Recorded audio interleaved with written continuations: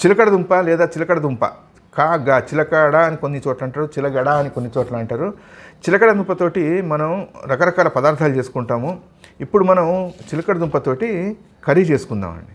ఇది మనకి ఆరోగ్యపరంగా ఎటువంటి బెనిఫిట్స్ని ఇస్తుంది అన్నది మన ఆయుర్వేద డాక్టరు నరసింహాచారి గారు చక్కగా వివరించారు.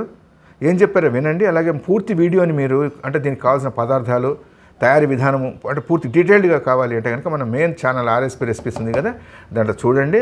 ఇది షార్ట్ వీడియోలో నేను పెడుతున్నటువంటి వీడియో అండి. నూనె, మినపప్పు, ఆవాలు, శనగపప్పు, ఉప్పు, పసుపు, ఎండుమిరపకాయలు, జీలకర్ర, పచ్చిమిరపకాయలు, కరివేపాకు, పచ్చి కొబ్బరి, ఇవి కావాల్సిన పదార్థాలు. క్వాంటిటీ ఎంత అన్నది మన మెయిన్ వీడియోలో ఉంది, ఆర్ఎస్పీ రెసిపీస్ ఉంది కదా, దాంట్లో ఉంది చూడండి. ఇది షార్ట్స్ కాబట్టి ఫాస్ట్గా చెప్పేస్తున్నాను. మనం ప్రాసెస్లోకి వెళ్ళిపోదాం రండి. నూనె కాగిపోయింది. కాగానే ఏం చేసాము, ఆవాలు, మినపప్పు, శనగపప్పు వేసేసాము. ఎర్రబడే టైంలో ఇప్పుడు జీలకర్ర వేసుకుందాం. జీలకర్ర వేసి అన్నీ వేగుతుండగా ఎండుమిరపకాయలు, పచ్చిమిరపకాయలు, కరివేపాకు వేసి కొద్దిగా వేగిన తర్వాత చిలకడదుంప ముక్కలు వేసేద్దాం.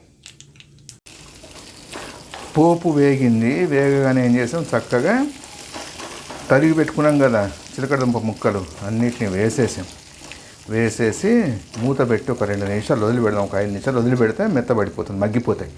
మెత్తగా మగ్గుతాయి. మగ్గిన తర్వాత సంగతి చూద్దాం. ముక్క మనం మగ్గిపోయిన తర్వాత ఉప్పును కొబ్బరి పొడి వేసాము. ఒక 2 నిమిషాలు మనం మూత పెట్టి వదిలిపెట్టేసాము. చిలకడదుంప కూర పూర్తి అయిపోయింది. దీన్ని ఆఖరి స్టేజ్ మనం తీసి వేరే గిన్నెలో మార్చుకుందాము. 1 నిమిషం. చూశారు కదా, ఇది చిలకడదుంప కూర. ట్రై చేయండి. వండి తిని చూసిన తర్వాత ఎలా ఉందో కామెంట్ చేయండి. మరో మంచి వంటతో మళ్ళా కలుద్దాం. థ్యాంక్స్.